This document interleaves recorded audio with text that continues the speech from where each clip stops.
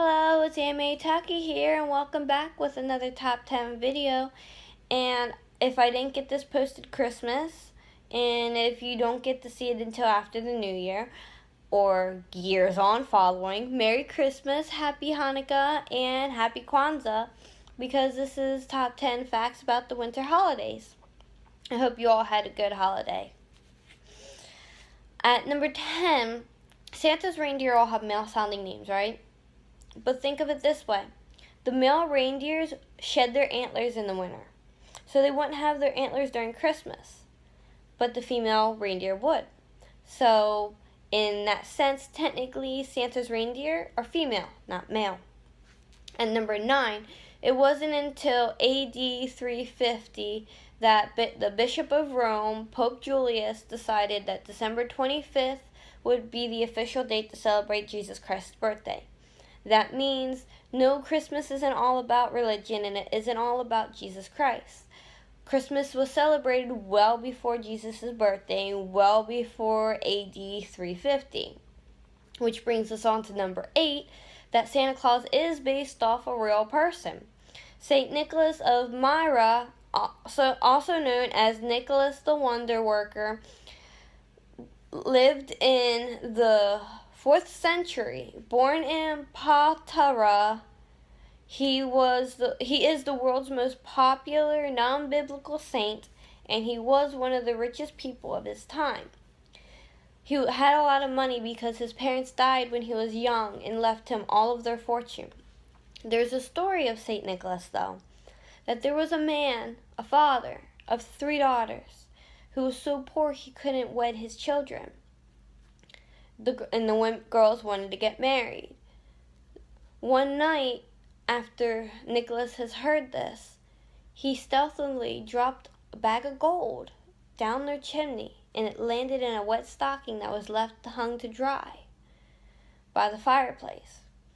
The father found it and was like, okay, that's cool. My daughter gets to wed, My daughter can get married. My oldest. Now, he thought he'd try the same thing with his middle daughter, see if Nicholas would come again, and he did. Finding out who Nicholas was, Nicholas told him, I don't want anyone to know it was me. I wanted to stay anonymous and everything. But the villagers found out that it was Nicholas doing these kind gestures and giving gold to those who needed it. So they appointed him as a saint. And that's why he is called St. Nicholas. At number 7, spinning a dreidel made of clay was originally done by students illegally studying Torah. It was illegal back then for Jews to learn Torah. So when Greek soldiers would make a surprise raid, the students would pull out a dreidel and act like they were playing a gambling game. So the Greek soldiers never knew that they were studying Torah. And number 6, Hanukkah is not the Jewish Christmas by any means. There is no significance to gift giving during this holiday. But there is a tradition of giving guilt, which is money, to children as an incentive for them to go out and learn Torah. And number 5, the menorah is a 7-branched candle holder. I can't pronounce the actual name of the candle holder. I can leave I think it is candelabra, but I'll leave a little box up there telling you the spelling. It is used in synagogues. And again, I'll leave a little thing for this. The Hanukkah is a 9-branched candelabra used in Hanukkah. Because it is also referred to as Hanukkah's menorah, confusion is also common, very common. But when you're going to get one, unless you say you want a Hanukkah menorah, you're going to get a 7-branched. And a 7-branched menorah is used for Kwanzaa. So you got to make sure you tell them you want a Hanukkah menorah. That way you get the 8 branches. Well, technically 9, because the shamash sits on the ninth, and you use the shamash to light all the other candles. But number 4, Kwanzaa lasts 7 days, beginning the 26th of December, and it lasts to the 1st of January. While it is often grouped with Christmas and Hanukkah as a winter holiday, Kwanzaa is not religious at all. It is actually a cultural celebration. And number 3, Kwanzaa was, again, I'm going to butcher names. Just to throw that out there, I'm going to butcher names, so I'm going to put it up above. Kwanzaa was created by Dr. Maulana Krenga in 1966. He was the co-founder of a black nationalist organization.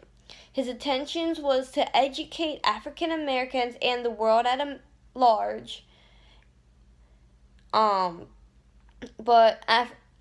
African culture, and to unify the African Americans. However, he also hoped that the holiday would catch on in the cultures, such as in the same sense that Cinco de Mayo, Chinese New Year, and St. Patrick's Day did.